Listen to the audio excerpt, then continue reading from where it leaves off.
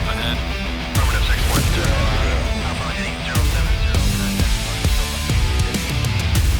070. This week on the Wealthy Pilots podcast, we got 5 ways to help you get wealthier than you currently are. Maybe they're secret, maybe they're not so secret, but we're going to share 5 ways that if you're doing some of these things, you can be on the right path to being much better off than you think you are. So, Scott, let's get into it this week, my friend. How you doing? What's going on? I'm living a dream, man. How are you? I'm doing pretty good. Are you wealthier than you think? Well, let's dive right in and find out. I was going to say, let's see.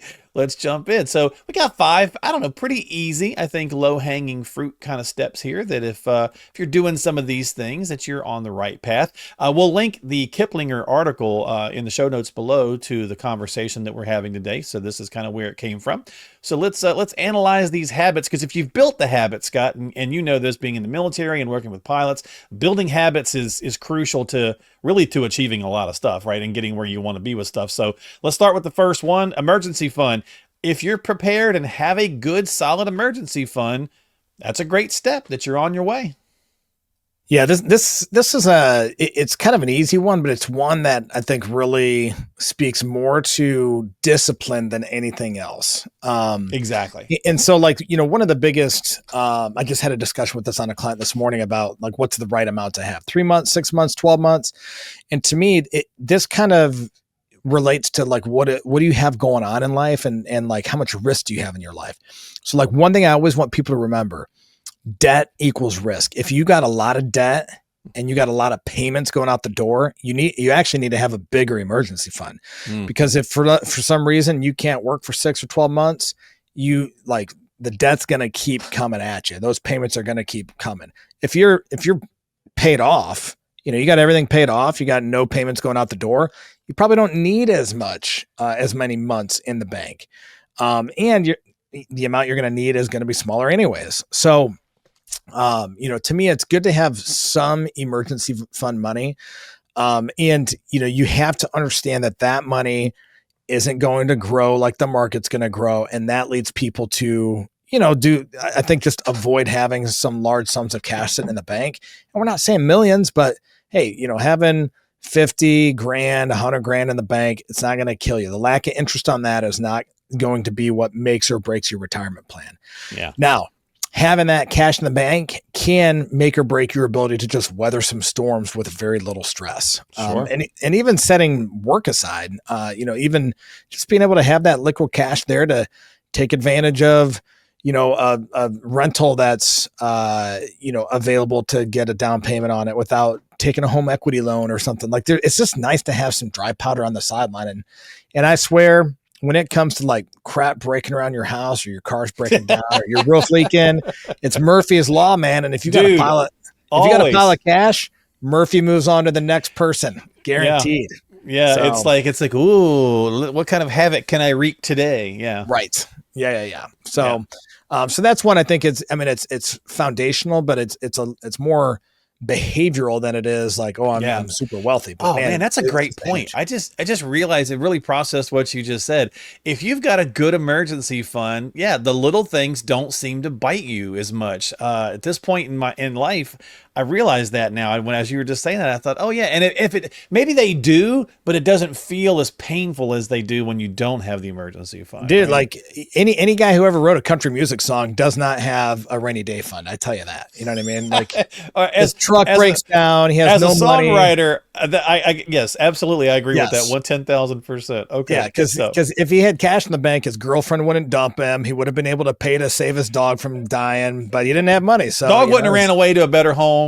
Exactly. So he could eat better. Yeah, there you go. And if you're a country music fan or country music songwriter, don't rip on us in the comments below. So I'm with you. But, all right, that's first sign. I love this next one here, Scott. Another sign that you or step to help you build, become wealthier than you maybe think you are, or see if you're wealthier than you think you are, is living below, and I'm going to add, or within your means. Yeah. I think if you can master this habit, man, does this go a long way. Yes. Well, and to me, I think, living below your means for many people means I'm not carrying credit card balances. And or a big credit card balance. Sometimes it's like, I got one, but it's not a big one. Yeah. I mean, and it's like, hey, I pay my credit card off every month. It's like, that's good. I mean, to me, if you're carrying credit card balances, you are on a path of that is not a good path. You need to change immediately. But that's I would still not say that's living below your means. Like living below your means, at least what I'm talking about, and I think what they're referencing here, when we're talking about trying to build a life that you're going to become like accidentally wealthy or secretly wealthy, it's more so around I'm living far enough below my means that I have money to build up my emergency fund. I have money to save into my 401k. I have money to save into a brokerage account. I have money to save for my kids' college or whatever. And to me, if you're constantly dipping into your home equity and then paying that off, you're chasing it. You know what I mean? You're constantly chasing it. And I'm not saying that's like I'm against that in a one-off case here or there for a project or something like that. But there's a lot of times where people are like dipping into debt sources and then paying it off. But because they're paying it off, it's like, well, I'm living below my means. I don't know. I would challenge the thinking on that. One of the other, and I know the guys and gals out there have heard this before, but it's having the FO lifestyle on a captain pay. So a lot of them, when you get upgraded, keep the same lifestyle you had as even a senior first officer, and let that captain's pay start to move your financial needle for you without having to pick up all sorts of extra trips or cut your lifestyle by crazy later. And, and there's the lifestyle piece is big. I mean, because especially for these guys, so many of them either coming from the military, they're at a certain pay or lifestyle that they're getting as an officer, and it's not bad, but it's not what they're going to get in the airlines. And then, or if they're coming outside the military, a lot of them are been, paying for all their own flight school and working up through, corporate aviation. And then they're finally making good money. It's almost like how a doctor is like not making much for a long time. And then boom, they're finally making it and they want to go get the big house and the car and enjoy themselves. Now there's a level of that. You should reward yourself, but it's also, you don't want to over index and pinch yourself. Where man, I'm making mid six figures and still struggling to meet ends meet every month. That's many guys I think can easily back themselves in that corner, and it's just not necessary to bring that kind of financial pain on yourself. Hey everyone, real quick, if you haven't grabbed Scott's Financial Flight Control Toolkit yet, now is the time. This is packed with tons of helpful resources and tools like this, Scott's book, The Dichotomy of Wealth, which is a pilot's guide to maximizing wealth and cash flow in retirement. You also get access to some great guides like this one, Advice Matters, which breaks down 4 key ways a good financial advisor can help you boost your returns over time. And guides like this one on the pitfalls of emotions when it comes to investing, and this one on the HCM byline investment strategy, and more. So if you'd like your very own Financial Flight Control Toolkit, just click the link in today's show description, and Scott and the team will be happy to get one sent your way at absolutely no cost to you. Yeah, and Scott, and then the next step would be investing strategically, right? Do you just have the target date fund, and that's in your 401k, and that's it? Or are you actually thinking about, a strategy for your future? Yeah, for sure. I mean, if I see somebody who's got just the 401k and it's just in the target date fund, it's not necessarily a bad thing. It just means that we haven't crossed that threshold of investing strategically yet. It's like, okay, if I have my brokerage account, either individual or joint with my spouse, we each got our IRAs and we're doing backdoor Roth IRAs. I have a SEP IRA for my rental home business, and I got my 401k over here. That's like, okay, man, we got the strategic accounts. And then also inside the accounts, are we investing into the right asset classes and funds? And are we globally diversified? Are we rebalancing? And are we really engaging in some of those, good behaviors that are just statistically proven to build and compound wealth over time? A lot of times they're not super sexy. They're not super interesting. They're not, caught up on the hottest fad of what's going on in the market news, but they're tried and true principles for building wealth. And so I think if you can, stay the course with some of those ones and resist a lot of the temptation to, commit a lot of those investing sins we talked about just a couple weeks ago, you'll be well on your way. And it doesn't, and the hardest part about the investing piece is the patience and the discipline.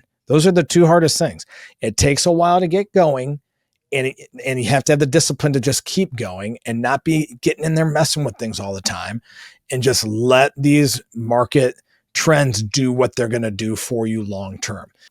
And along the lines of setting up just like the company account and Social Security, like you got the 401k, you got Social Security, you got those income streams, but do you have multiple income streams, right? More than just these two? Yeah, I mean, multiple income streams. I will tell you, as you know, Mark, and many of the listeners and my clients know, I got my start in the industry working with high net worth retirees here in Ohio first. And I can tell you the happiest clients I've ever worked with are those that have a lot of guaranteed fixed income sources, between Social Security, some annuity or pension that they have from an employer, military pension. I mean, some of the airlines still offer a pension, and, those are becoming fewer and fewer. But I mean, if you got 80% of your income needs covered by some sort of fixed guaranteed income between all those pension and, income assets or real estate or whatever the case is. I mean, that is absolutely something that people really enjoy. Now, I will tell you on the real estate side, once people get to be about 70 years old, they do not want to deal with it anymore. And I can't blame them. I just can't blame them. I'm in my 40s. And I don't know if I want to deal with it. I mean, there's a lot of people that do deal with it because they like the income and the assets. It's good diversification for sure. So I'm a huge fan of the strategy, but I will tell you, many people definitely, grow weary of it later on in life. They're just sick of dealing with it. And then finally, we'll just make it easy, right? I mean, do you have a long-term strategy? You could kind of go back to some of the prior points, but are you focused on the long-term, thinking about future you versus just what's going on right now? 100%. And so, long-term is all relative, I would say, to where you're at in life too, right? I mean, if I'm 30, and I'm not married yet, I don't have kids yet, it's hard for me to think about retirement and grandkids. It still is a good thought exercise to say, hey, one day I'm going to retire, and, are there a couple fundamental things I want to have in place? Like with my younger guys and gals that say, hey, who knows when you're going to retire? Like, you got a lot of life to live here in front of you. Like, we'll nail that down later, but at least can we agree? Do we want a couple different classifications of tax colored money when we get there? Maybe some Roth, some pre-tax, and some after-tax money. Yeah, I think that's a good idea. Okay, well then let's set it up to save in these different buckets now, and then we'll compound it over time, and then we can always adjust later. But that little bit of thought exercise in the beginning can really set you on a good path for the long term. As your income grows and your life grows, okay, I got married and kids. Long term now, hey, maybe I need to have some college savings. I need to make sure that my wife and kids are going to be taken care of if I die early. And so I'm going to get some life insurance. I mean, those are like some long-term thoughts that lead to short-term action items. And then ultimately, hey, I'm in my later career, and long-term is, my estate plan and the longevity of my retirement. Great. Let's get the retirement income figured out. Let's figure out and nailing down the asset allocation in that last decade of retirement, which is vital to get correct. And then let's make sure we got the estate plan, buttoned up by the time you're getting to across the finish line there. So, long-term should always be driving different planning items that you're needing to work on. Not all the time, but, once a year, once every couple of years, like refreshing some of those things. But then also from an investment standpoint, again, we talked about this a little bit on investing strategically, knowing that assets go through ebbs and flows. And, just through selling some stuff while it's high and buying some underperforming stuff while it's low and then letting them come back. It's the opposite of many people's human intuition. We want to chase the thing that's doing well. And so, just having that long-term mindset and just letting things work over time, the longer you let it work, the more you get to see it actually work. But when people are constantly changing things all the time and trying to market time and trying to buy the hot new stock and trying to buy this Bitcoin or whatever it's like, it's just the human nature of the investor. I don't want to miss out. I got to get the performance. And in doing all that, we miss the performance because we're disrupting the compounding machine that we should be building and holding on to over time. And if you look at it more so from a long-term standpoint, man, I'm going to own the same, good performing assets for decades. I mean, you'll be amazed what just owning the same things for a long time will do, especially when the dividends start paying. I mean, people don't think about that. When I sell something and then try to buy back in, you might miss out on a dividend payment. I mean, all that kind of stuff, just you're disrupting the compounding machine. And that patience, that lack of discipline, that lack of focus on the long term leaves people scratching their head why they're not performing as well as they should be. So Look, if you're checking off some of these boxes or all of these boxes, they're signs and steps that you're on the right path to maybe being wealthier than you realize. But how are you going to know? Well, you sit down with a qualified professional and you get a plan put in place. That's what the conversation with Scott's all about. So get yourself some time onto the calendar. Click on one of the links down below and get started today with Scott and his team. This is the Wealthy Pilots Podcast. We always appreciate your time. Don't forget to subscribe to us on Apple, Spotify, and of course YouTube. And we'll catch you next time.